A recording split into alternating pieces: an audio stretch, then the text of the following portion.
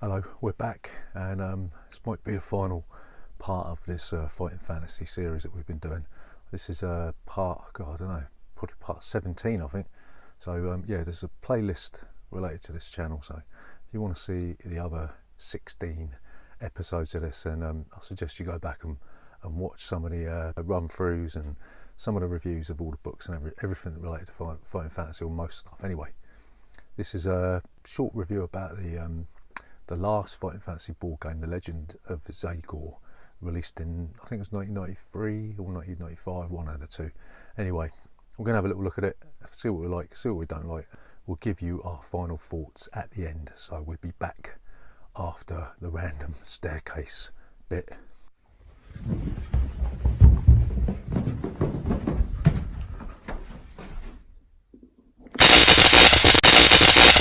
Board games 4K. So, Legends of Zagor, this is a game, a board game, sort of board game, but it was designed by Ian Livingstone in 1993.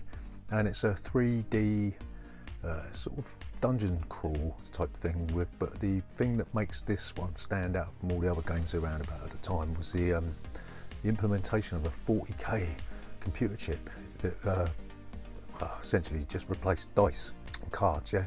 So you log on to this, in a basic sense, you log on to this, this little computer chip that controls Zagor, and Zagor rolls the dice and tells you what monsters you're going to fight. Well, not really monsters, they never really explain what they are, but yeah, you log on and then you transfer around these dungeons. There's 3 levels. There's the caves of something or other, halls of fear, and then the dragon's lair or something, and then you go from level 1 to level 2 to level 3. And yeah, I mean, this is, not a lot of people know this, but this game inspired the book number 54 in the series, and not the other way around. So that's a little fun fact for you there. So yeah, what you're doing, all you're doing is you can move up to 2 spaces on your turn. You flip over the tile that's on the space that you land on, and then you resolve what's on the tile. But what you're doing, there's specific rooms on each part of the board. You might be able to see it behind me, but when you enter that room, you have a fight. And then you log on to this little computer bit, and then that tells you what you've got to roll, and you add your strength to your die roll, and then whoever gets the highest loses some stamina points. And you can pick up items that give you plus bonuses and stuff. And when you defeat a monster, what you do is you take a treasure card. Every treasure card that you collect will take 1 strength and 1 stamina off of Zagor, who has a strength and a stamina of 12, right? But you can only have a maximum of 6 of these cards, so yeah, I mean, if you don't get that many, it's pretty much impossible to win anyway. But that's basically how you play Legends of Zagor, and we're just going to tell you what we really like about this one. Well, the first thing we really like about it is the fact that it's got a fighting fantasy theme, and that's always welcome because we love fighting fantasy. We'll be making 17 videos on the subject, would we, if we didn't like it? So the fact that this one inspired another book is a good thing, and the theme's pretty tight. It's you know, I'm never a big fan of this sort of this new Zagor character. I prefer the old Zagor, the mysterious, quiet character in the first book, who's not really that fleshed out, so it leaves it to your own imagination. But now Zagor's turned into this sort of demonic, sort of, I don't know, they've changed his personality for effect, I think, and yeah, we really like the theme of this game. So the second thing we really like about it is when you play through this the first time, it's quite nice sort of discovering what's in the game, you know. So you turn the tiles over and it's like, oh, this is going to happen, or that's going to happen. And the fact that every stage of the board is 3 different stages, 3 levels. The things get harder and they change up, and there's more dangers and stuff. That's quite nice. There's a like sort of sense of danger, progressing danger, as you work your way through the Warlock's dungeon. So another thing is this game's probably just about the right length. I mean, we thought that it was going to sort of take quite a long time to get through it, but no, the fact that you can move 2 spaces and then it's just a quick turnover of the tile and then off you go.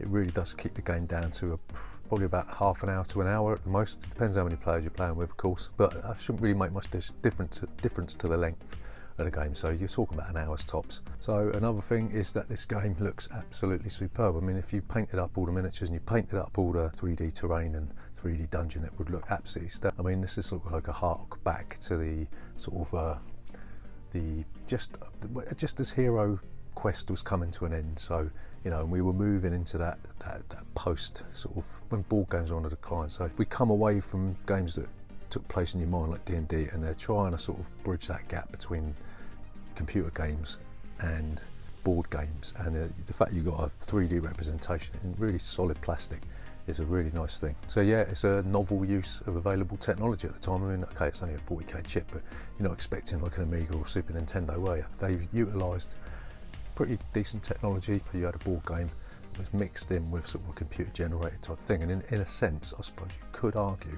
that this was the first sort of app-based board game that was around. So yeah, sort of pioneering in those days. And maybe people weren't really ready for it, because looking back at it now, it's difficult to sort of put it into your mind how people looked at this back then, because obviously you've got iPads and iPhones and all that sort of thing. You could do anything on them. They're like really powerful computers essentially in your hand. But it's really difficult to sort of go back and think back to this era and think how advanced was this computer chip that was actually in this game. Is really difficult to tell. But I mean, obviously the fact that they're advertising it on a game box, it must have been quite a big thing back then. So yeah, it utilises pretty good technology for the time. Yeah, I mean, as far as gameplay is concerned, we like the way that the game is staggered through levels. The game doesn't push you, it doesn't guide you or force you to go through the game quick. So the only thing that pushes you is your other players. So if one of your other players is racing through the dungeon, collecting all the stuff, you know that your time is of the essence, and you've got to try and collect a load of stuff and get in there. So the game doesn't force you to tear through the dungeon or to take. The game doesn't slow itself down. It's the other players that are like the timer, and that's quite nice. We really like that sort of thing. So what don't we like about Legends of Zagor? The first major problem with this game is that it's just far too random. I know it's like a relic of the 1990s, or even then that was a relic of the 80s, right?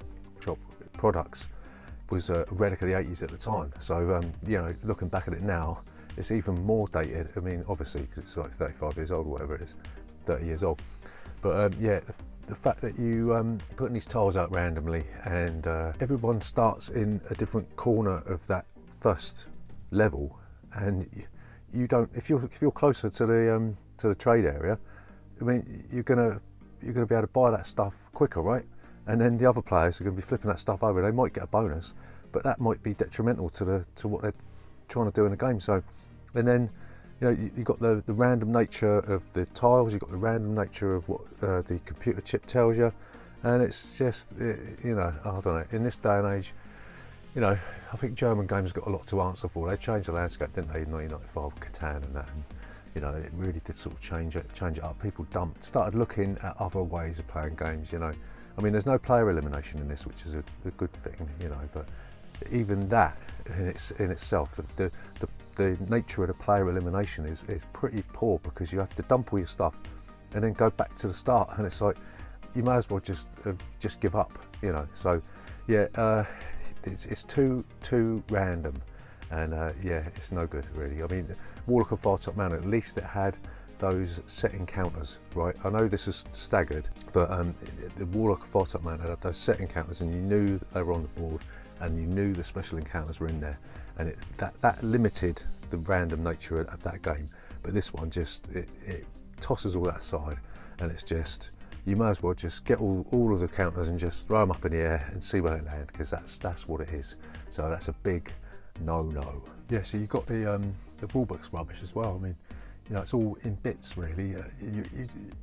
Part of the problem is that a good example of this is that the part of the rulebook tells you which button is what. Like tells you the dwarf, wizard, warrior, barbarian, or whatever. When you actually come to use the buttons for different things, it tells you that in another part of the book. So why didn't they just have a page dedicated to what the computer thing does? Why didn't they do that? You're flipping backwards and forwards in this piddly little rule book, and and there's massive chunks of text. There's no real examples, and it's just poor.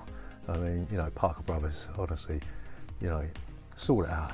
I mean, I don't even know if they're in business anymore, but this might be one of the reasons why. So yeah, I mean, finally, a bit to do with the components is the adventure sheets are absolute crap. I mean, they're just it's just pieces of paper. So you've got these cardboard chits and you're sticking them down, and they're just it's glossy paper, and they're just sliding all over the place. I mean, I know we've played Eclipse and the Dawn of the Galaxy and we thought that was bad, but at least that was matte paper, right? Because this is glossy, really thin, rubbishy paper, and it's like they've just photocopied it themselves, you know, and thrown a photocopy into the box. And yeah, it's really shoddy. After the glorious nature of the actual 3D plastic board, they have to give you a load of toilet paper to actually play on. So, in summary, for the Legend of Zagor. So, to summarise this game, I mean, we're going to be quick here because we've waffled on too much about this one already. I'd say this was for fighting fantasy enthusiasts only now. You know, it's for kids back then, but it's just too expensive what it is. I mean, it sells on eBay if you can get it on there for stupid money.